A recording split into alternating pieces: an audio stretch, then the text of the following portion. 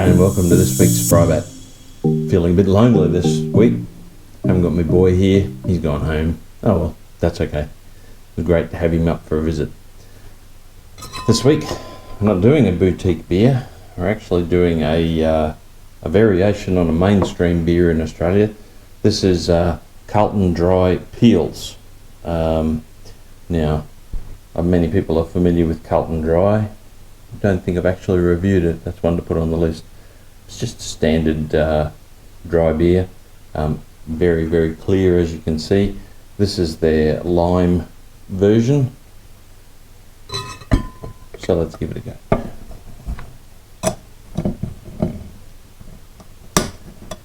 Carlton Dry Peels has a zesty, fresh lime aroma. Lower bitterness creates an easy drinking and refreshing beer that finishes quick and dry. They reckon food match with tacos, tapas, spicy foods. Perfect contrast to the refreshing and zesty notes found in Carlton Dry Peels. I like a sort of a limey beer after mowing the lawn, of all things. This has a 4% alcoholic beer volume, bitterness of 6 BU. Malt and hops are both on the very low scale. Anyway, happy Friday.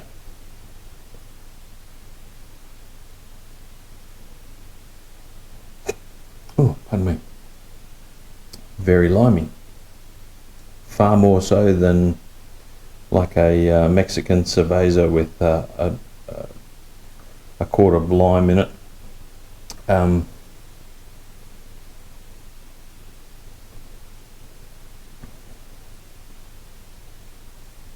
Certainly more than a hint. It's not bad. I can see that it would go really nicely with spicy foods, definitely.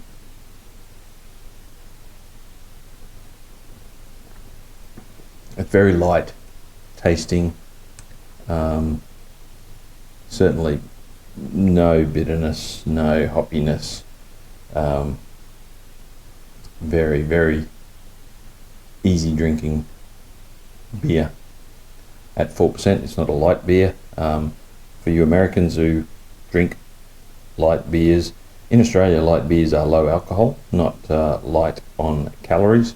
So that when we talk about a light beer that's low in alcohol, this one's 4%, so it's classed as a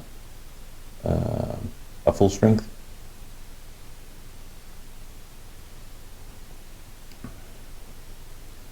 There are other better lime infused beers out there. It's not a favourite. It's not bad. Again, there's no such thing as bad beer, just better beer. And there are better beers than this. On the Spanner scale, that's only a 2.5 out of 5 for me. I would drink it again. I wouldn't go and buy it again though.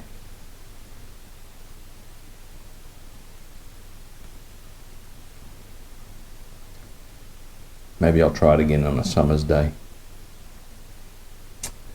Alrighty, let's get on to this week's tool.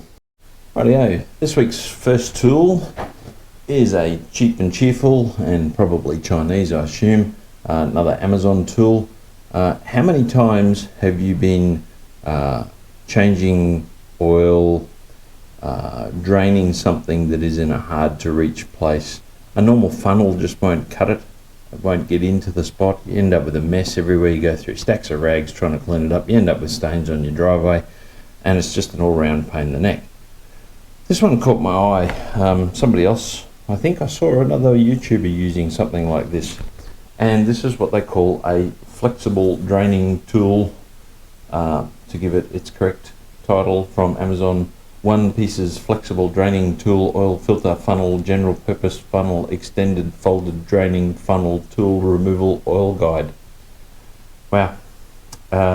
They class this one as a small. It's 37 centimeters long and 17 centimeters wide. What does it do? Well, obviously a normal funnel is a normal funnel shape.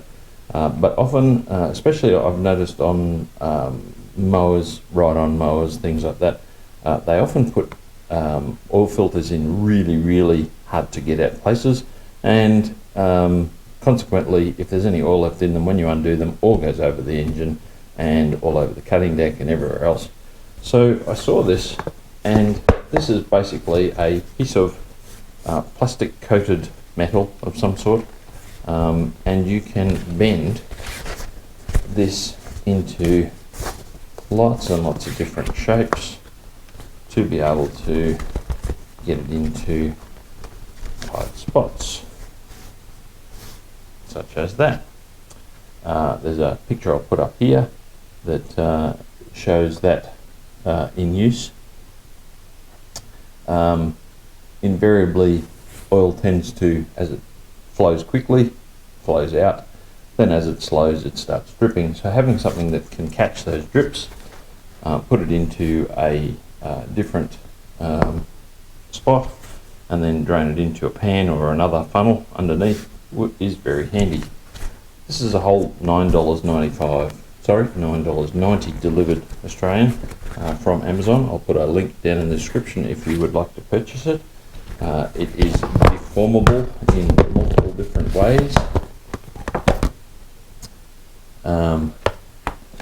It is also rollable, so you can create a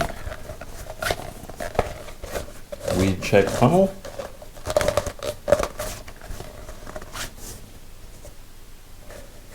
Tighter on the bottom if you need it. Also handy in a four-wheel drive kit, things like that, to be able to use it out bush.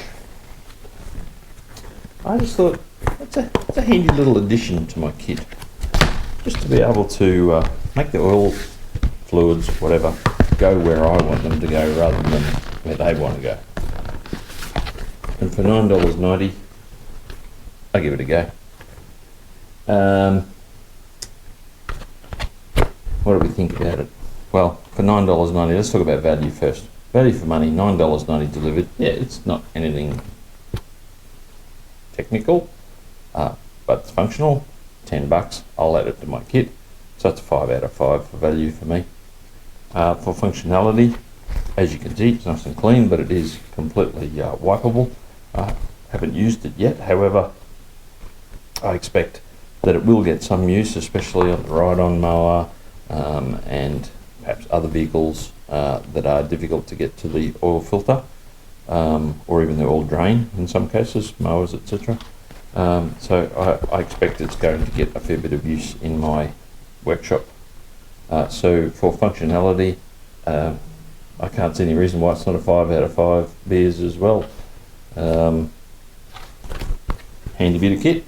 Links down in the description. Beer time. Hey, let's talk about subscribers for a sec. 94% of you who watch my videos, thank you very much, aren't subscribers. Please help the channel out and hit that subscribe button, hit the little notification bell. It helps the channel out, it helps the YouTube algorithm somehow help me build the channel. So please, if you're watching, just hit the subscribe button. For those who already have, thank you very much for subscribing. Alright, second tool of today, and I've already taken it out of the box, but you'll see why in a sec, is I found a need. My inspection light that I've had for many years finally gave up the ghost. So I've been looking for a decent inspection light, work light, battery powered, rechargeable, for quite a while. And whilst I was in Darwin recently, I found at Total Tools, one of my favourite tool shops, this 1000 lumen inspection light. And it was very reasonably priced at $59, $59.95, on special at the moment. Saved $15.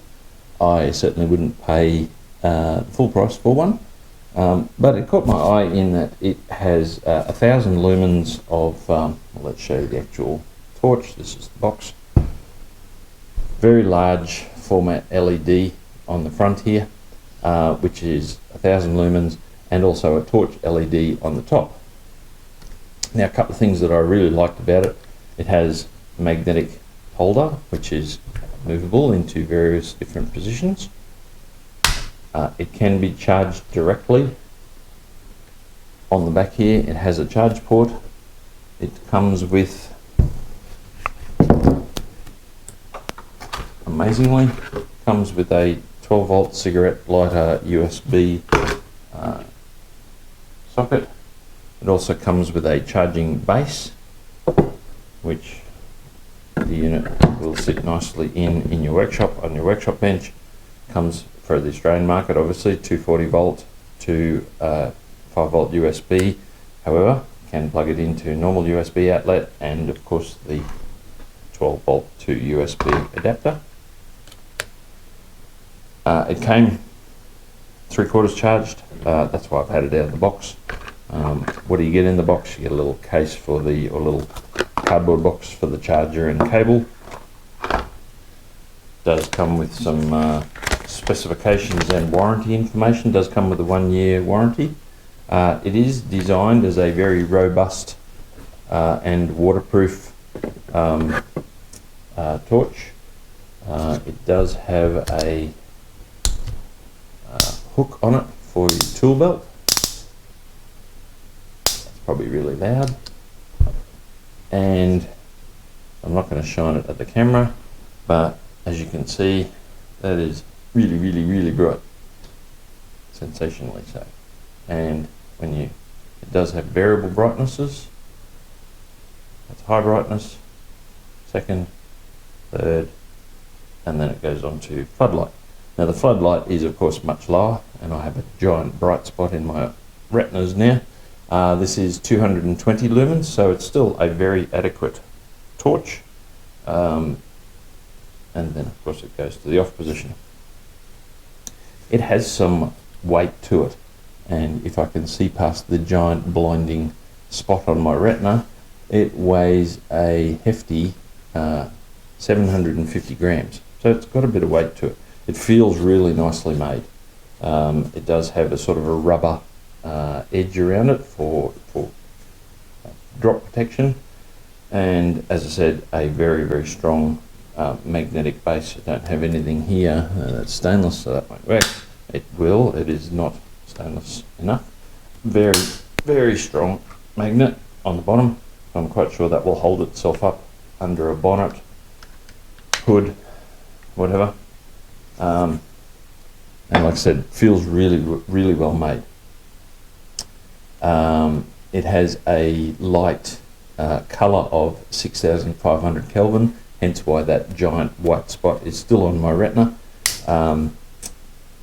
Very, very good. It has a lithium ion battery built in, and on the high 1000 lumen mode, it will last for up to 3 hours, and obviously lesser amounts on the lower. If you're using it just for the torch on the end, it will last for 10 hours. Charge time, they say, is from flat is 5 hours. It has a 3.7 volt lithium ion battery in it, 5000 milliamp hour, so it's decent.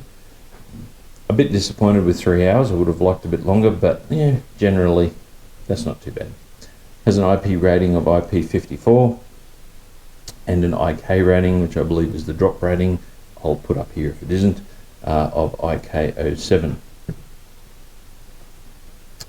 Correction, net weight is 750 grams, so the whole assembly.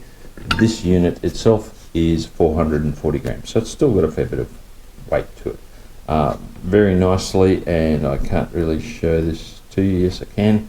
It has a fuel gauge on the back, battery level indicator, and that also shows you as it's charging and lets you know when it's full. I do believe it can stay in its holder and charger even after it's charged. It shuts itself down, so you don't need to worry about turning it off at the wall, which is particularly handy in your workshop. Have it there ready to go. One downside for me is it's a micro USB cable. they are tiny. I prefer USB-C, and it seems like most things are going to USB-C now. For me, not a biggie, because this will get plugged into the base and it'll stay in there. Micro USB plugs, in my experience, tend to fail when they're plugged in and out. I know I've had a number of phones that failed over time, and USB-C outlets on phones and other pieces of equipment is much more robust, much larger. The charger is only 1000 milliamps, so quite possibly putting it on a decent sized USB outlet would charge it quicker, but again, for me, it's going to be on my workbench, or it does have mounting holes on the back so that you can mount this charger unit on a wall or a pegboard, so that gets it up off the workbench as well. Dimmable impact resistance, yeah, I think we've talked about that. Here we go, there's a better operating time here. It will do 3 hours at 100%, 6 hours at 50%, and when you see 50%, so again, that's full brightness, that's 50%, and that's 10%, and it will do 12 hours at 10%, and that's still quite a bright light. That's not bad. So I guess if it was in your breakdown kit out on the road or whatever, you can extend the life considerably. It is a 3-watt LED, correction, it is a 10-watt LED, the main LED, and a 3-watt LED in the torch end.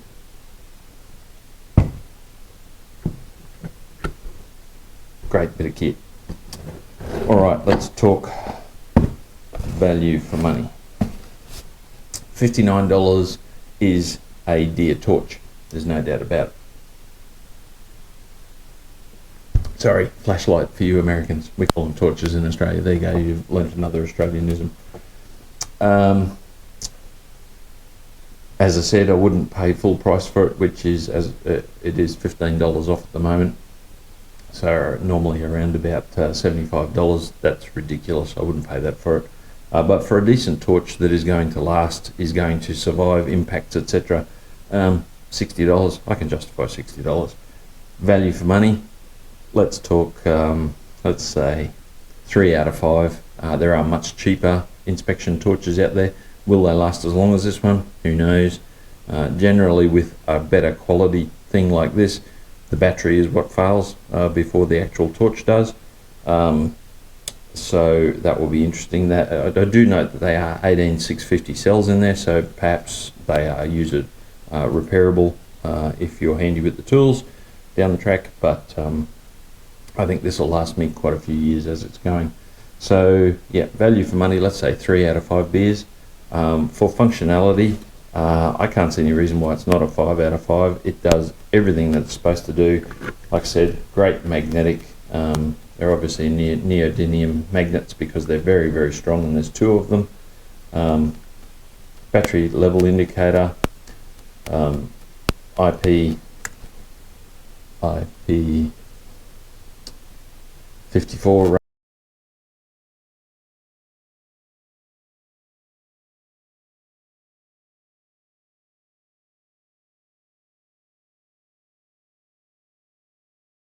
rated switches and covers over the USB, so you don't need the cradle to charge it. That's handy in the car. A belt hook, also very handy, and just a really nicely made product. So for functionality, I'm going 5 out of 5.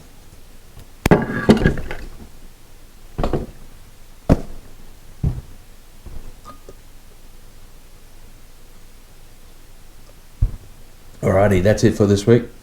Short and sweet. 2 little tools that are going to be handy in my workshop environment. Please subscribe, as I mentioned earlier. That helps the channel out a lot. Please share it with somebody who you think might get something out of my segments or my other videos. And we'll see you next week. Cheers.